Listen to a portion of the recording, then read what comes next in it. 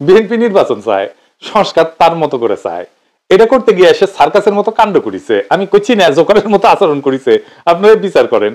সিলেটে বিএনপির একটা সভা করেছেন ওনারা, সেটি মির্জা আব্বাস আবার কইছে সরকার নির্বাচন এড়ায় যাওয়ার ষড়যন্ত্র করিচ্ছে। আবার সেই পুরানো কাসন্দি, আবার ঘুরে ফিরে নির্বাচন।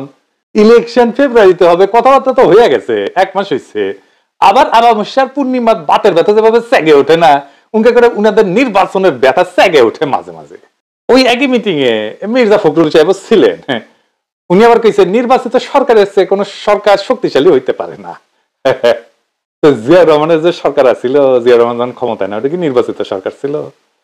ওটা শক্তিশালী সরকার ছিল না? কি কয় আর কি না কয় তার কোনো ঠিক ঠিকানা নাই। আচ্ছা যাই হোক, কেমন শক্তিশালী সরকার তৈরি করবে বিএনপি, ওরাই তো ক্ষমতা তাসপি, তাই না? সবাই মনে করিচ্ছে, আমি মনে করি কিনা সেটা বড় কথা না, অনেকেই মনে করে আর কি। তো বিএনপি কেমন শক্তিশালী সরকার তৈরি করবি, এটার একটা স্যাম্পল দেখি। হ্যাঁ আসেন দেখি বিএনপি কেমন শক্তিশালী দল। আসেন এডিটর সাহেব দেখান। এই চুপ, একদম চুপ প্লিজ। একটা কথা বলে আমি বের হয়ে যাবো এখান থেকে, প্লিজ প্লিজ সবাই চুপ করে থাকেন। ধন্যবাদ, চুপ করেন প্লিজ। আপনারা বসেন না ভাই, আপনারা বসেন, এভাবে জোরতে করতে পারেন না, আপনারা নিজেরা বসে যান। নির্বাচিত সরকারের চাইতে শক্তিশালী কোন সরকার হতে পারে না। বিএনপি মানুষকে যেন মানুষ ভালোবাসে, প্লিজ প্লিজ। বক্তা যদি শ্রোতার সঙ্গে আই কন্ট্যাক্ট করতে না পারে তার বক্তৃতা হয় না। আমার কথা বুঝাতে পারছে? এখন দয়া করে একটু চুপ করেন। বিসমিল্লাহির রহমানির রহিম। সিলেট আমার পূর্ণভূমি। সিলেট যখনই আমি সুযোগ পাই, এই চুপ, একদম চুপ প্লিজ। দেখেছেন নিজের মিটিং এর কর্মীরা কথা শুনে না, বক্তৃতাই দিবার পারে না, আর শক্তিশালী সরকার বানাবি। শখ আছে ভালোই, অনেক সময় না কুজা লোকের না শীত হয়ে শখ হয়, বুঝছাও? তো ওনারা শীত হয়ে শুবার পারবে কিনা জানি না, ভবিষ্যৎ কইতে পারবে। যাই হোক, আর একটা ইস্যু নিয়ে কথা বলি, প্রফেসর ইউনূসের সংস্কার কমিশন নিয়ে। আমি ইচ্ছা করে এগুলো নিয়ে কথা কই নাই, কারণ আগে দেখি তারা কি অশ্বডিম্ব প্রসব করে, তারপর কমু এটা ভাবিছিলাম। তো ডিম্ব তো প্রসব করা শেষ, তো এখন কওয়া যায়, তাই না? প্রফেসর ইউনূসের সরকার তো সংস্কার করার জন্য টাইম চায়। তো প্রফেসর ইউনূস স্যার যাকে দায়িত্ব দিচ্ছেন সংস্কার করার জন্য, তারা কেমন রাষ্ট্র বুঝিয়েছেন না একটু দেখিয়ে স্যাম্পল দেখবো একটা, আজকে এটা দেখবো আর কি, বেশি না, বেশি দিলে হাটফল করতে পারে। আসেন আল্লাহর নামে শুরু করি। তো প্রফেসর ইউনূস স্যার তো অনেক সংস্কার কমিশন করেছিলেন, আমরা স্যার দেখলাম। আমি প্রথম দিকে অনেকগুলো ভিডিও করেছিলাম এই নিয়ে, যে আসলে সংস্কার কোন লক্ষ্যে পরিচালিত করতে হবে, কোথায় কোথায় কি সংস্কার করা যায়, এগুলো নিয়ে করেছিলাম। তো ওগুলো আবার কেউ দেখে না, তো ওই যে মানে সুশীল হইলে একটু বেশি লেখাপড়া শিখলে না আমার ভিডিও আবার দেখে না, বুঝছাও? তো যাই হোক, ওদের তো দেখে নাই আর কি। অনেক বড় বড় রিপোর্ট দেখলাম জমা দিছে সবাই। তো এই পুরা কষ্ট কলে পানি পড়ে যাবে স্যার, আমি আগে কয়ে দিলাম। হ্যাঁ, কারণ কেন সংস্কার করে আমরা কি হাতি ঘোড়া করবো, কি অর্জন করতে চাই, এই ধারণাটা পরিষ্কার ছিল না কারো কাছে, যাদের দিয়ে করেছেন আর কি সংস্কার কমিশন। তো আমি এভাবে কথা বলতে চাই না, বললেই যে বলবেন যে বলছে, কইবে হ আপনি সব জানতা, যাই না বসে আছেন। আমি সব জানি না, সব জানতা খোদা তাআলা। তো কেউ কখনো নিজেকে সব জানতা বলে দাবি করে না, কিন্তু আমি যে কথাগুলো বলি সেগুলো তো খন্ডাইতে হবে, তাই না? খন্ডাইবেন না, আমলেও নেবেন না, তাইলে তো হবে না স্যার। নারী কমিশন কি কাম করেছে সেটা পাবলিক দেখেছে না স্যার? আপনারা দেখেন নাই? বলেন নারী কমিশন কি কাম করেছে?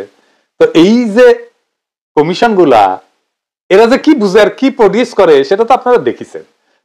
আসেন আজকে আলাপ করি নির্বাচন কমিশন সংস্কার কমিশনের আলাপ নিয়ে। হ্যাঁ, ভাইবেন না অন্যরা ছাড় পাবেন। হ্যাঁ, ছাড়বো না কাউরে। হ্যাঁ, আমি যখন ধরি কচ্ছপের মতো কামড় দিয়া ধরি, বুঝছাও? বাঙ্গলিটারা জায়গাটা ভালসুন, এটা বুঝবার পারবেন। আজকে এইগুলো কিছুই বুঝে না, কিন্তু ভাবেই আম্বিয়া বিশাল বড় বড় রিপোর্ট দিছে, বুঝছাও? হ্যাঁ, তো যেন আমরা কই সবাই মিলে যে যা তুই পারু, তুই লারু, তোর নানির নাম জহরা, তাই তোর তো মহড়া।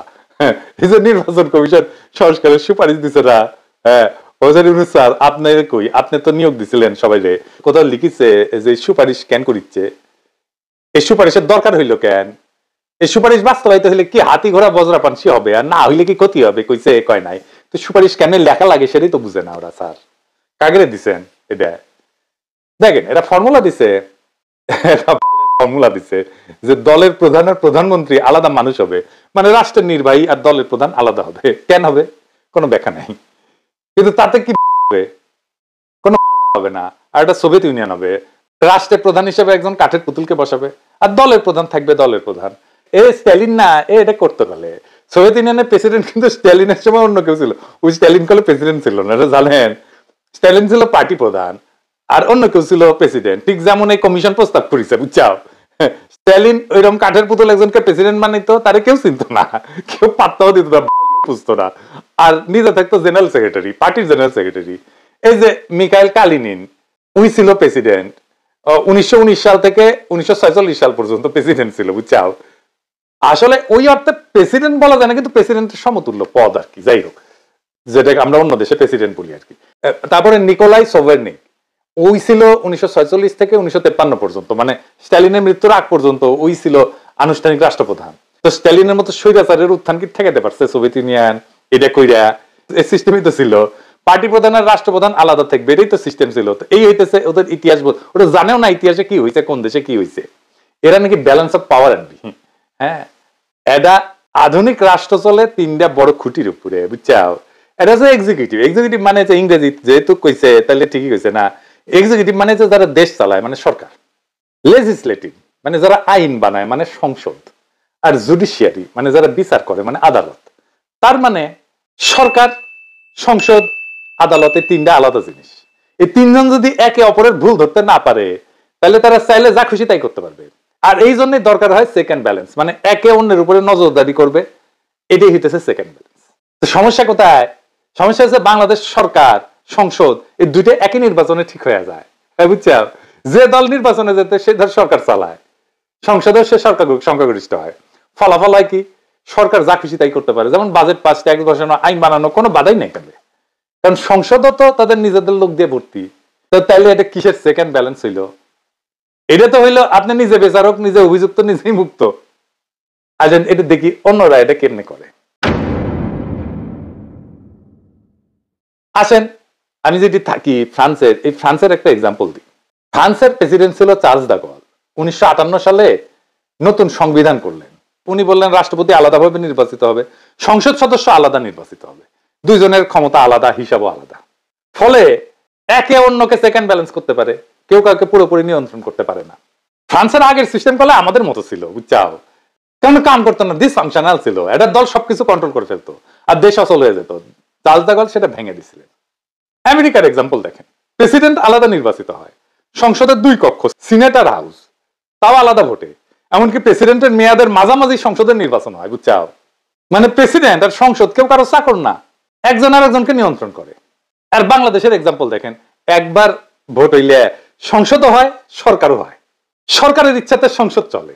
তাহলে সংসদ আর আলাদা কি? এটা তো তাহলে সরকার একটা জি হুজুর অফিস, তাই হয়েছে। তাই বাংলাদেশের সরকার যা চায় তাই হয়। যেই দেশে একটা ভোটে সরকার ঠিক হয়ে যায়, একটা ভোটে সব ঠিক হয়ে যায়, সেখানে কোনো বালসালের সেকেন্ড ব্যালেন্স হবে না। এগুলো বুয়া কথা, বুঝেই না কেমনে সেকেন্ড ব্যালেন্স করতে হবে। এরা আর একটা আইডিয়া দিছে, উচ্চ কক্ষ। এটা বিএনপিও করে চায়।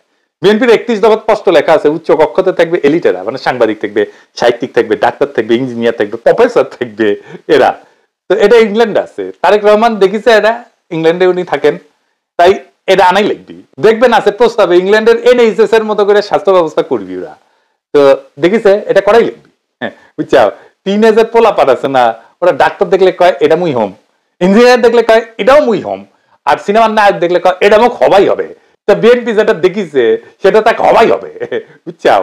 আসেন আমরা দেখি উচ্চ কক্ষ কেমন, ভালসুনের মতো একটা বালসাল আইডিয়া দেখি। আসেন,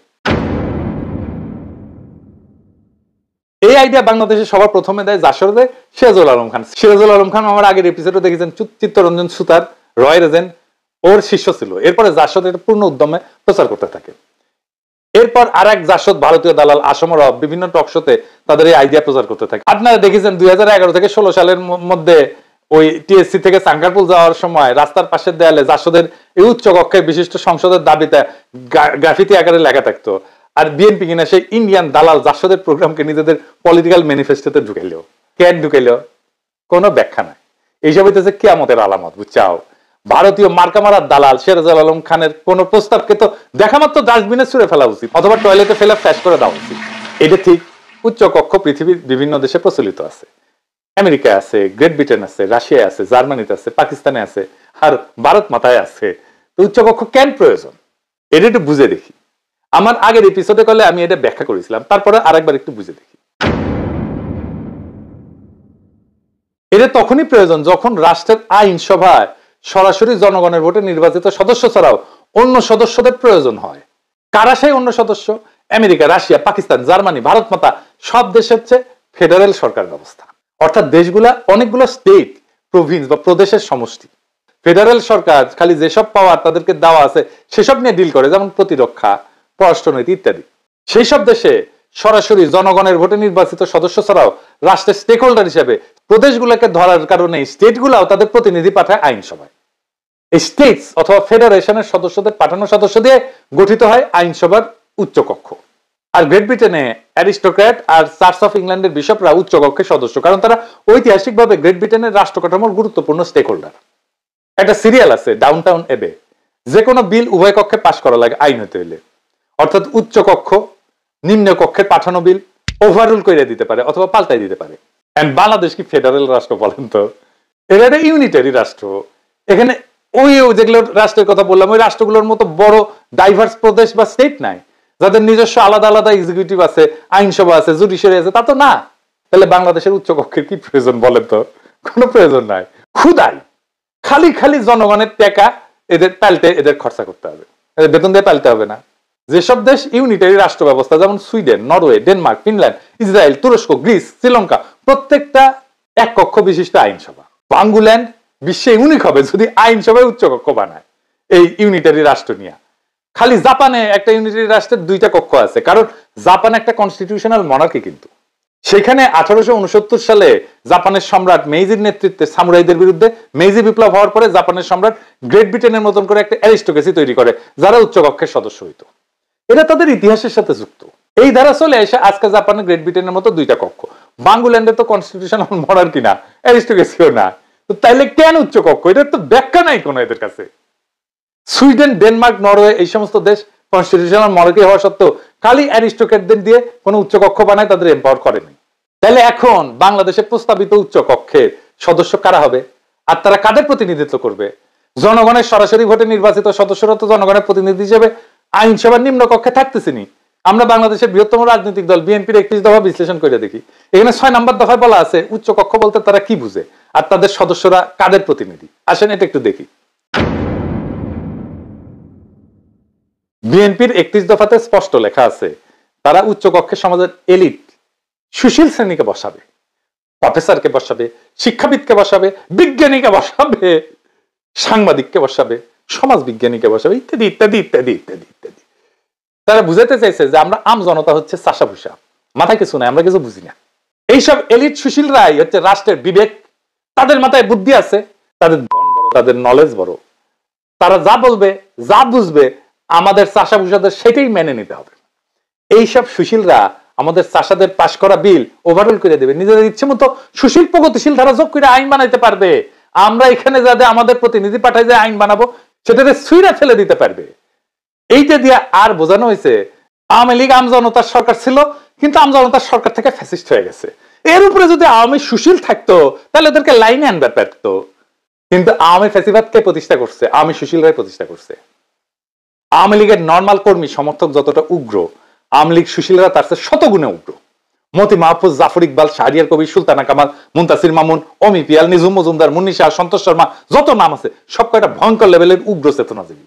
আর এই সমস্ত আওয়ামী সুশীলেরা না থাকলে আওয়ামী লীগ কখনোই এত উগ্রতার দিকে যাইতো না। এরাই আওয়ামী ফাঁসিবাদের বয়ান তৈরি করেছে এবং এর ভিত্তি তৈরি করেছে। বিএনপি এখন মনে করে যে তাদের সুশীলরা আওয়ামী সুশীলদের চাইতে ভালো হবে, অথবা যেসব সুশীল এখন আওয়ামী লীগ থেকে বিএনপিতে যোগ দেবে তারা আমাদের চাষা ভুষাদের চেয়ে সুপিরিয়র ইন্টেলেকচুয়াল ক্যাপাসিটির অধিকারী হবে। দেখিচ্ছি তো বিএনপির ইন্টেলেকচুয়াল ক্যাপাসিটি দেখিচ্ছি আমরা, বুঝছাও। এক এক করে ধৈর্য দেখাই দিব যে কে কি মাল, বুঝছাও? আমরা আম জনতা এটা কখনো মেনে নেব না, কখনো আপনারা মানবেন না, উচ্চ কক্ষ মানবেন না, সুশীলদের সুতিয়াগিরি মানবেন না, ওদেরকে দিয়ে উচ্চ কক্ষ বানাইতে দিবেন না। বর্ষা বিপ্লব শুধু হাসিনার পতনের ডাক ছিল না, ছিল রাষ্ট্রের এই বেহায়া কাঠামো ভাঙার শপথ, ছিল এই সুশীল এলিটদের সুতিয়াপনা ধ্বংস করে দেওয়ার শপথ। আর এখন বিএনপি সেই ভাঙা কাঠামোর নতুন রং তুলি দিয়া উচ্চ কক্ষ বানাবে, সুশীল এলিট বসাবে, প্রফেসর, সাংবাদিক, টকশো রত্নরা আইন বানাবে। মানে আম জনতার ভোটে আসা প্রতিনিধি থাকবেন নিচে, জ্ঞানের জাহাজরা থাকবে উপরে। এটাই নাকি গণতন্ত্র। হ্যাঁ, দলের প্রধান আর রাষ্ট্রপ্রধান আলাদা করে তো তারেক রহমান আসুক আর যেই আসুক, আমরা কি তৈরি করবো আর একটা গরিবের স্টালিন? নিজে থাকবে দলে আর সরকারের মাথায় বসাবে একখান কাঠের পুতুল। ইতিহাসটা এই সার্কাস আগেই দেখিছে, আরেকবার দেখবে, আরেকবার আমরা এটা দেখবো না।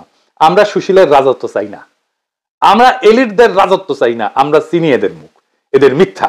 আমরা চাই জনগণের শাসন, উচ্চ কক্ষ না, উচ্চ জবাবদিহিতা চাই আমরা সরকারের কাছে। গণতন্ত্রের সার্কাস চলে না, এবার কেউ ছাড় পাবে না। এই বিপ্লব এলিটদের বিরুদ্ধে, এই বিপ্লব রাষ্ট্রের মালিকানা ফেরানোর জন্য, কাগজের সংস্কার না, ভাল শুনে প্রস্তাব না।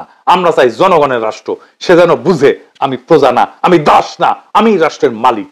সেই শক্তি, যেই সংস্কার জনগণকে দিতে পারবে, সেটাই আসল সংস্কার। আজ সেই সংস্কার করার সুযোগ ছিল, হেলায় হারাইলাম। তবে আজ না পারি, এক সময় না এক সময় আমরা সেটা অবশ্যই করব। সেই দিন হবে জনগণের প্রকৃত মুক্তি, প্রকৃত বিজয়। সেই লড়াইয়ের পথ থেকে কখনো সইরেন না। আমরা সেই বিজয় আবার ছিনায় আনবো, একদিন না হয় একদিন, ইনশাল্লাহ। ইনকিলাব জিন্দাবাদ।